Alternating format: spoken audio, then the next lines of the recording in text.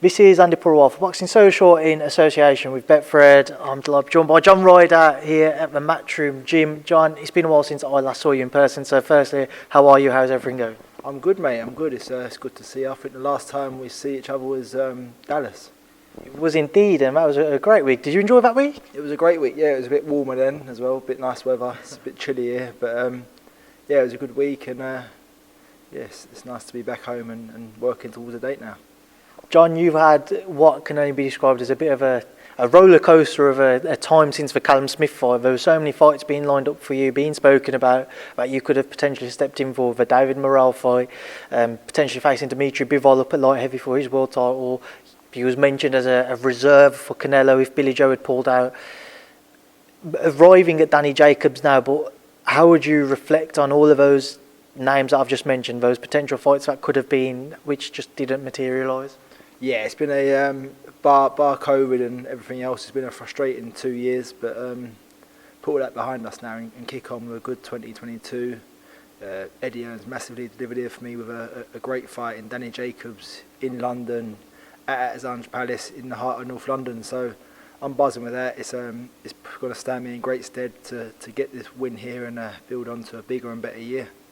Do you feel like this is last chance saloon, John, especially knowing the frustrations that you've had over the last 2 years? You haven't been able to get a big name fight. Do you feel going into this one, it is very much, if you don't win, there's maybe not a route for you towards world honours after that?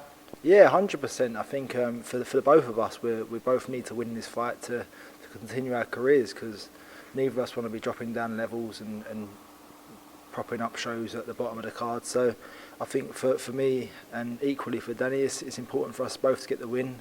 Obviously he's achieved more in his career, so I suppose he'd be more content in retiring now, but there's still so much I want to achieve and so much I feel that I need to do. So I'm desperate to win this fight and desperate to carry on my career.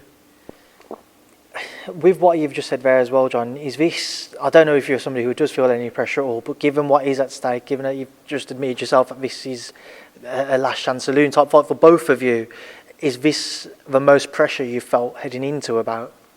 Oddly enough, no. Not yet anyway. Maybe once fight week gets about and we're on it us, then maybe I will do, but at the moment I don't. I'm looking forward to it. I think there's more pressure on Johnny Fisher selling all those tickets for this show, but I'm looking forward to it. It's the first time I fought in London since 2018, so I've been on the road a bit since then. Liverpool, Miami, Austria. So yeah, it's been a while since I've been back in London. So I'm buzzing to be back in London, get a good crowd at Alexandra Palace. Not boxed there for 10 years now. So just be nice to be back there and with a great fighter in the opposite corner. What you mentioned, a great fighter, but what are you preparing for in Danny Jacobs? Because people will remember his performance against Gabe Rosado, and a lot of people felt that Rosado had done enough to be successful and to have his hand raised on the night, but that was not the case. What do you expect from Danny come February 12th?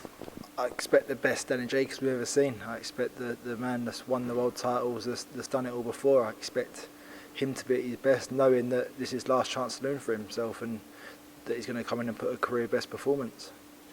And then for yourself again, speaking to Tony earlier, he said whenever you've had close fights, at times throughout your career they've just gone against you, which is why you need to be more dominant, you need to be authoritative, and you need to impress throughout. You need to just make everybody know you're picking up those rounds. They're not close rounds. Is it something that's playing on your mind if it was to be a close fight and you have to take it out of the judge's hands? No, I think I know that now. I think in the past I've possibly not done enough just to get my nose in front, and probably guilty of letting the fight slip away from me at times. But I believe that come February 12th I'll be a clear winner. John, what is next for you? If you're successful against Danny, where does the land lie for what opportunities could lie ahead? Well, you look at the titles now; they're all tied up by Canelo. Obviously, there's the kind of fringe titles like the WBA regular, what Morrell's got. So that's always a fight that could potentially happen. But you don't know if Canelo's going to vacate the titles and let everyone get a chance at the titles. Don't know what he's going to do at 175. So fingers crossed, in time, a few of the belts can be freed up and we can get fighting for them. John, would you have any interest in visiting a potential fight with Lerrone Richards? Lerrone said to me he'd be happy to face the winner of you versus Danny Jacobs. Is that a fight which would be of interest to you? Not listen. If I'm fighting Danny Jacobs for a WBA final eliminator, then I'm looking at the champion or for a vacant title. Lerrone's a good fighter and he's making his own way in the sport, which is good and fair play to him. But at the moment, if I'm beating Danny Jacobs for a WBA eliminator, then I've got no interest in fighting for an IBO title. But listen, I was down to fighting for the European. I was mandatory for that. Didn't materialise, but who knows down the line. Are there any names other than Canelo, obviously, that you do look at and you think I'd love to get in the ring and face them? Just anyone that's got a world title. I just want to fight the biggest and best names, and currently I'm doing that. Danny Jacobs is one of the biggest names out in boxing. Take care of him on February 12th, and then we can reassess, plan the map the route, and then go again. I just want to get a kind of a reflection on you on the Dimitri Bivol situation, because that seemed to be like talks were progressing and it all just fizzled out. What happened around that? It was all looking very likely, and I think we was hoping for Monaco, and then I think Monaco wasn't having any sporting events till the new year, and then Bill and his team said they wanted to fight in Russia on December 12th, and I think everyone was just very anti going to Russia, just knowing that we've been had over before, and just didn't think we'd get a fair crack at it. So something we decided against, and now we're here. Just to move away from yourself, John, just get your thoughts on a few other things. We've mentioned Canelo. A lot of talk as to what's next. Will he go up to Cruiser to face Ilunga Maccabi? I've seen some reports that Jamal Charlo might be the most likely next name to face him, and him moving up to super middle. What would be your thoughts on Canelo Charlo? Good fight. I mean, I'd always favour Canelo to win. You got to back him against anyone at the moment, bar me. No, I don't know. I'd like to see him take care of some business at 175. Obviously, the Bivol fight's there, Purewal, Joe Smith Jr. But there's some good fights for him. And be fair, Canelo does what Canelo wants. When you look at him, John, and as a fighter yourself who has again had his name linked to Canelo, what is the key to beating him? Because it seems to be people just say he needs to go to 175. If he was to face anyone who could beat him, and he would potentially be a Beterbiev who is strong as an ox and can bang, as it were, in the sport. I think you need to be able to kind of do what he does, stick there, stay there with him, keep your head in range. I know it's easier said than done. He obviously punches very hard and he's very elusive, but I think you've got to play him at his own game, keep him with the movement of the upper body, and just keep working away. Hopefully you'll find a chink in his armour. Just moving away from those guys, get thoughts on a few of the guys in the gym. Obviously, Conor Ben returning now to training after his time away in Dubai. A lot of talk as to what's next for him. Seems like Maurice Hooker's the man who's at the front of the queue to potentially face him. What would be your thoughts if Conor did face Maurice Hooker next? Good fighter, former world champion.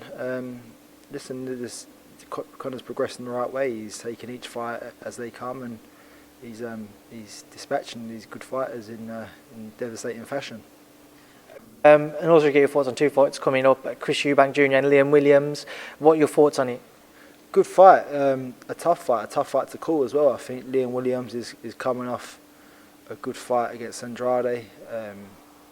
Had Andrade hurt early on and just couldn't get rid of him, but Andrade's a good fighter and a good world-class fighter, so he finds a way. And Eubank Jr. we know what he does, so I think we're in for a treat. And then another one being Amir Khan and Cal Brook on Feb 19th. Again, what are your thoughts? Another great fight. I think a few years too late, but it just all depends who's got left. I mean, if Khan's got his speed, then Kel's in trouble. But if Khan's not got the speed and Kel's still got the power and the movement, then Kel's in for a bad night. Who do you edge towards? I head towards Kel. I think he's got more in the locker. I think everything's very reliant on Khan's speed, and from what I've been seeing of him on the pads, he's not looking his vintage sharp self. So if Kel can land good and land early, then we got to favour Kel. I mean, but Amir Khan's probably the best 6-round fighter in the world. I mean, look what he was doing to Canelo for 6 rounds, and then it was over. But I mean, listen. It's a good fight. It's not when it should have been happening, but we all still tuned in to watch Mayweather Pacquiao, didn't we? We certainly did, and we will now leave that there, John, because it's getting incredibly dark outside. You're the last man who I've spoken to. I've kept you waiting, and I'm sorry for that. But it's been good to catch up, and I'll hopefully see you again soon. I'll see you in Fight Week, to the very least. But thank you for speaking to me in Boxing Social. No, thank you for having me on.